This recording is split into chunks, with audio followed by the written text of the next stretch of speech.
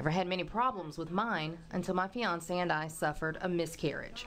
If that pregnancy implants near the fibroid where it's not able to establish a good blood supply, you can have an early pregnancy loss, which is the most common reason for a lot of miscarriages of women that have fibroids. Dr. Marie Rowe with Greenville Women's Clinic is my OBGYN and performed my surgery. She says the pregnancy set off the growth of the fibroids, eventually leading to even more problems.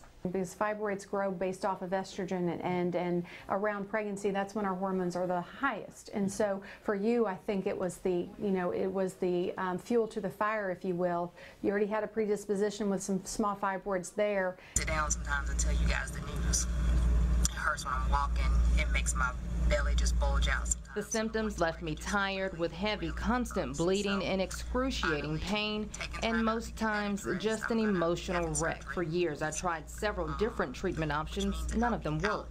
Part of the way you felt was also side effects to putting you on different varying birth controls, because birth control can make you, can cause you to feel hormonal in and of itself and have unpleasant side effects when it affects your mood.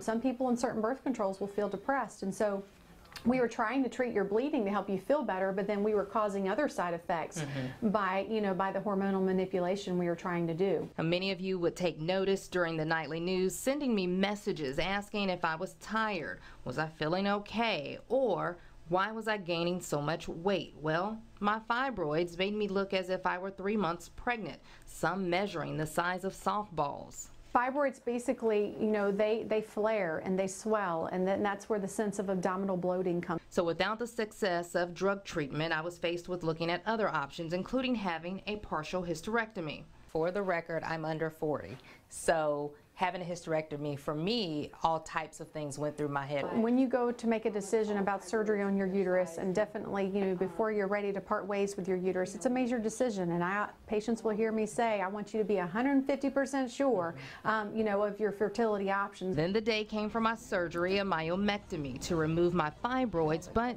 kept my uterus intact so I can have children in the future. So for you, you had a major, what we call exploratory laparotomy, where you have an incision that's very much similar to someone that's had a C-section. These are the 13 fibroids that Dr. Rowe removed from various parts of my uterus, more tumors than the ultrasound was able to detect. I thought before going into your surgery that you had, about 3 major fibroids that were the problem. And once we got in and saw exactly how many you had, I was very, surprised as well. The surgery took about 3 hours, then 3 nights and 2 days in the hospital, and then 6 weeks of recovery at home.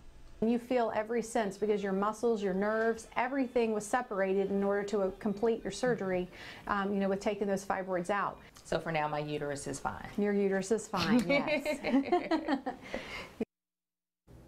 All right, Angela, how long has it been since that surgery? It's been exactly 3 months. Wow. A little bit. So. Now, Angela, you had the surgery, but are your fibroids completely gone? Yes and no. They're gone. The surgery was to actually remove them, cut them out. But the fibroids can grow back. They're all hormonal, so at any point they can flare back up and come back. I chose that surgery again because I do want to have children eventually one day. So opting to have a hysterectomy would have completely taken out my uterus. That would have solved the problem. Just emotionally, mentally, I don't think I was ready to have a hysterectomy. It would trigger other problems other than just not being able to have babies. Yeah, and that's a myth. Back and forth. That's something that me and my doctor went back and forth about, because there are so many myths out there about hysterectomy, and it would have been a partial hysterectomy, so you still would have your fallopian tubes, and for women that's very important when it comes down to your hormones. So still would have gone through PMS and everything else that women have to deal with. So it's a lot to understand, and for men you have to understand. I know it's uncomfortable for you, Ken. Right? Yeah, it's very uncomfortable for men to talk about, but just be supportive and understand that us women go through a lot. Speaking of educated, we've posted links to both of Angela's stories on our website, along with resources related to uterine fibroids. That's at WNCT.com. We're glad you're feeling better and back with us here, Angela. And you stay with us. We'll be right back after this break.